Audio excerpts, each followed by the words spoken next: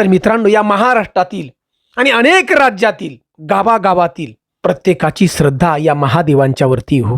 मित्रांनो, तुमचं आमचं कुलदैवत तर आहे, परंतु स्वप्नाहूनही सुंदर ज्यांनी हे स्वराज्य निर्माण केलं त्या छत्रपती शिवरायांचे कुलदैवत. आणि मित्रांनो, भगवान शिवशंकराचा हा विवाह सोहळा चैत्र महिन्यामध्ये पार पडतो. अष्टमीला, पंचमीला हळद लागते आणि अष्टमीला हा विवाह सोहळा पार पडतो. आणि या विवाह सोहळ्यासाठी महाराष्ट्राच्या देशाच्या कानाकोपऱ्यातून लाखो शिवभक्त येतात. एवढंच नाही, शिवभक्त कावडी घेऊन महादेवाला या ठिकाणी अभिषेक घालण्यासाठी येतात. की अखंड या विश्वाचा मालक भगवान शिवशंकर आपल्या भक्ताची वाट पाहतोय या विवाह सोहळ्यासाठी. या भक्तानं आणलेलं पाणी ज्या वेळेला या शिवपिंडीला अर्पण होतं त्याच वेळेला भगवान शिवशंकराला गगनात मावेनासा आनंद होतो. आणि मित्रांनो, विचार करा, तो असा भक्त आहे की स्वतःचं घर जाळून महादेवाला जल अर्पण करण्यासाठी येत होता, अभिषेक घालण्यासाठी. विचार करा, केवढी अफाट भक्ती.